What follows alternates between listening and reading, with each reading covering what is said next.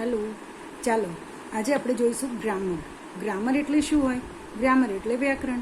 કોઈ પણ ભાષાનો આધાર તે વ્યાકરણ હોય છે. કોઈ પણ ભાષાનો આધાર તે વ્યાકરણ હોય છે. આપણે વ્યાકરણ શીખીએ તો આપણને તે ભાષાના શબ્દો કેવી રીતે બોલવા અને કેવી રીતે તે ભાષાને જાણવી તે સમજી શકાય છે. હવે જુઓ, ગ્રામરમાં આપણે સૌથી પહેલાં જોઈશું આર્ટિકલ્સ. આર્ટિકલ્સ એટલે શું? આર્ટિકલ કેટલા હોય છે? આર્ટિકલ 3 હોય છે. એ, એન અને ધ આર્ટિકલ. જુઓ, એ આર્ટિકલ, એન આર્ટિકલ અને ધ આર્ટિકલ. ગણી શકાય તેવી વસ્તુ, પ્રાણી કે વ્યક્તિનો ઉલ્લેખ કરીએ ત્યારે તે નામની પહેલાં નીચેની શરતોએ એ કે એન આર્ટિકલ મુકાય છે. એ કે એન આર્ટિકલ મુકાય છે. હવે આપણે જોઈએ એ કે એન આર્ટિકલ શું છે. તો જેમ દરેક ભાષાની અંદર, હિન્દી છે, ગુજરાતી છે, તેની અંદર શું હોય છે? સ્વર અને વ્યંજન જુદા આપ્યા હોય છે. સ્વર એટલે શું? તો સ્વર એટલે જે શબ્દને બોલવા માટે, જે અક્ષરને બોલવા માટે બીજા અક્ષરની જરૂર ન પડે તેને સ્વર કહેવાય છે. જ્યારે વ્યંજન એટલે જે અક્ષરને બોલવા માટે બીજા અક્ષરની જરૂર પડે તેને વ્યંજન કહેવાય છે. જેમ કે સ્વર છે, અ, આ, ઈ, એને બોલવા માટે બીજા અક્ષરની જરૂર પડતી નથી, તેથી તે શું છે? સ્વર છે. જ્યારે કને બોલવા માટે અનો ઉચ્ચાર સાથે થાય છે, તેથી તે શું છે? તે વ્યંજન છે. એવી રીતે જ હિન્દીમાં પણ એવું છે, કા એવી રીતે હોય છે અને આ આપ્યું હોય છે.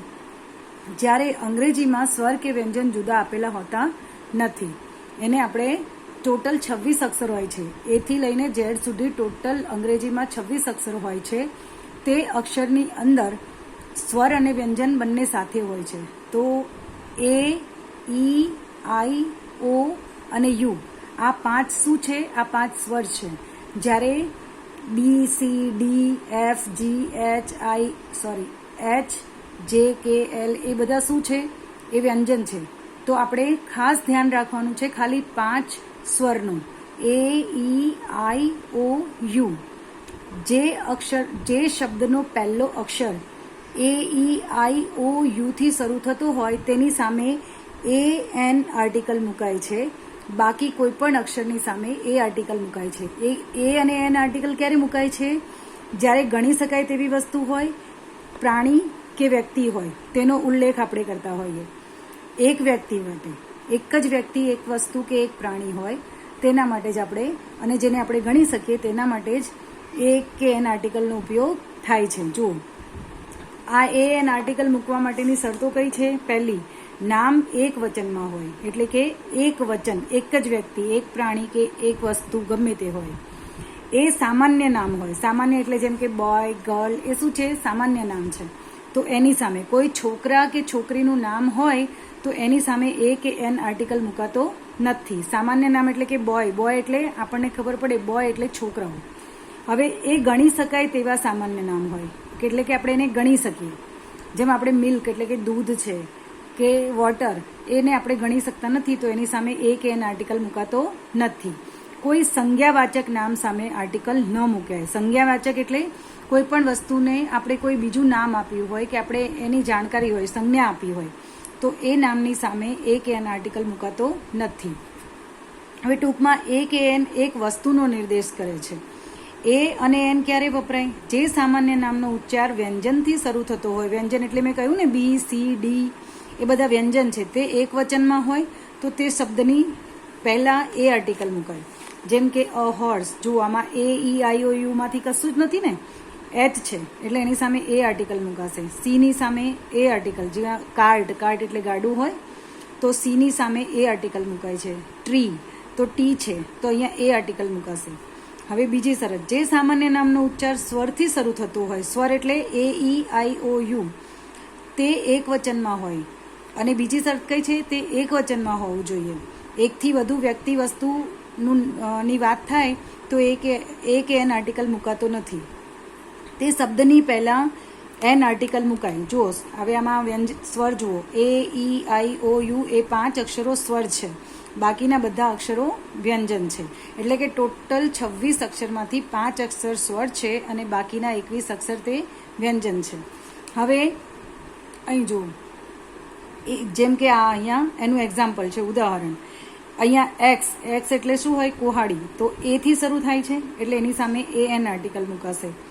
એગ એટલે ઈ થી શરૂ થાય છે તો એ એન આર્ટિકલ મુકાશે. ઇંક ઇંક પોટ એટલે કે શાહીનો ખડિયો, તો એની સામે અહીંયા આઈ થી શરૂ થાય છે એટલે એની સામે એ એન આર્ટિકલ મુકાય. ઓરેન્જ એટલે ઓ થી શરૂ થાય છે એટલે એ એન આર્ટિકલ મુકાય.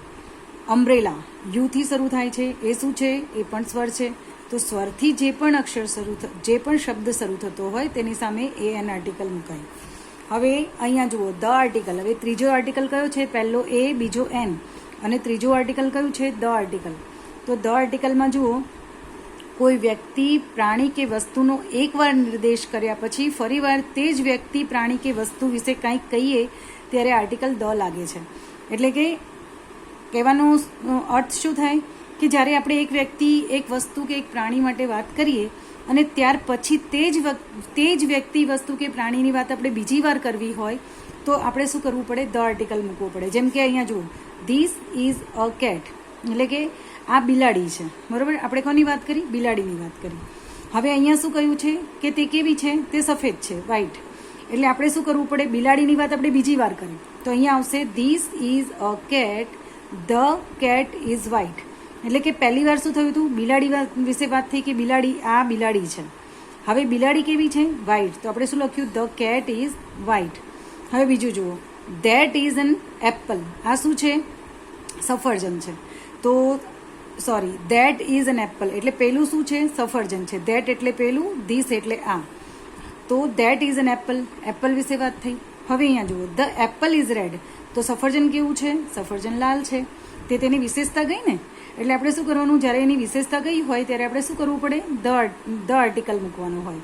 હવે અહીંયા એપલમાં એ છે, બરોબર, એ થી શરૂ થાય છે. એ શું છે? સ્વર છે. તો સ્વર છે એટલે એની પહેલા એ એન આર્ટિકલ લાગશે. હવે આમાં આપણે જોઈએ એક્ટિવિટી. આ સફરજન છે ને, પછી ઇટ ઇઝ એન એપલ. આપણે આ ખાલી જગ્યાઓ કેવી રીતે પૂરવાની?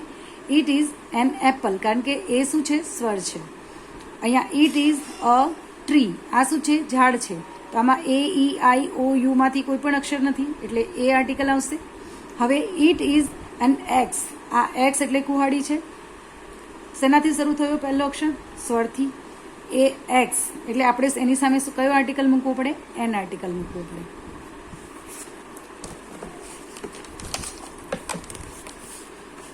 જો એટલે આપણને ખ્યાલ આવી ગયો, કોઈ પણ વસ્તુ છે, આપણને શું ખ્યાલ આવ્યો કે જ્યારે આપણે કોઈ પણ વ્યક્તિ, વસ્તુ કે કોઈની વાત કરતા હોઈએ ત્યારે આપણે જ્યારે સ્વર હોય એ, ઈ, આઈ, ઓ, યુ, ત્યારે આપણે એન લખવું પડે અને બાકી બધામાં આપણે બી, સી, ડી, એફ, જી, એચ, જે, કે, એલ, એમ, એન, પી, ક્યુ, આર, એસ, ટી એવા કોઈ પણ અક્ષર હોય તો એ આર્ટિકલ મુકાય છે. હવે આના પછી આપણે જોઈએ એ, એન અને ધનો એક સાથે ઉપયોગ કેવી રીતે થાય. તો જુઓ, અહીંયા આપણે કોની વાત કરી? This is an ox, the ox is black. એટલે આપણે કોની વાત કરી? એક્સ એટલે કે ઓક્સ એટલે બળદ. ઓક્સની વાત કરી તો આપણે ઓ શું છે? સ્વર છે એટલે એન આર્ટિકલ મૂકી દીધો. અને ઓક્સ કેવો છે? બ્લેક એટલે કે કાળો છે. તો આપણે શું કરવાનું છે? ધ આર્ટિકલ મૂકવાનું. એટલે આપણે જુઓ અહીંયા ધીસ ઇઝ અન એન્જિન. આ શું છે? એન્જિન છે. ઈ શું છે? સ્વર છે. સ્વરની પહેલા એન આર્ટિકલ મૂક્યો. Engine is black. એન્જિન કેવું છે? બ્લેક છે. તો આપણે શું લખવું પડે? ધ. એટલે આપણે એન્જિન માટે બીજી વાર વાત કરી તેથી આપણે શું કરવું પડે? Engine is black. બરોબર. હવે અહીંયા જુઓ, ધીસ ઇઝ એન આઈસ્ક્રીમ. આઈ શું છે? સ્વર છે. તો આપણે શું લખવું પડે? આઈસ્ક્રીમ એટલે એન આર્ટિકલ લખ્યો. હવે આઈસ્ક્રીમ કેવી છે? સ્વીટ એટલે કે ગળી. આઈસ્ક્રીમ કેવી છે? સ્વીટ એટલે ગળી. તો આપણે શું કરવું પડે? ધ આર્ટિકલ મૂકવો પડે. બરોબર, બધાને ખ્યાલ આવી જ ગયો હશે. હવે એક્ઝામ્પલ નંબર 3 જોઈએ. ઉદાહરણ પ્રમાણે વાક્યો બનાવીને લખવાના છે. તો આપણે કેવી રીતે વાક્યો બનાવવાના છે? એક આપણને આ આખો કૌંસ આપેલું છે, સોરી બ્રેકેટ આપેલું છે, કોઠો આપેલું છે. તો એમાં ઈટ આપ્યું છે, ઇઝ આપ્યું છે, એ અને એન આપ્યું છે અને અહીંયા અક્ષર જેમ કે ઓરેન્જ. તો આમાં જુઓ આગળ સ્વર છે. તો આપણે આખું વાક્ય કેવી રીતે બનશે? It is an orange. An કેમ આવ્યું? કારણ કે આગળ સ્વર છે. અહીંયા સ્વર છે. સ્વર છે એટલે આપણે શું લખવું પડે? એ એન આર્ટિકલ લખવું પડે. હવે અહીંયા જુઓ એના ઉદાહરણ. આખા આમાંથી વાક્યો બનાવવાના છે. આ જેટલા પણ કોઠાની અંદર આપેલું છે એના પ્રમાણે આપણે વાક્યો બનાવવાના છે. હવે જુઓ આમાં શું છે બોક્સ, તો બી છે એટલે આપણે આવશે ઇટ ઇઝ અ બોક્સ. શું આવશે? It is a box. It is, હવે એપલ એટલે સ્વર છે એટલે આપણે એન લખવું પડે. ઇટ ઇઝ અને એપલ. હવે જુઓ આમાં આગળ છે ટ્રી, બુક, બુક છે. It is a book. It is a tree.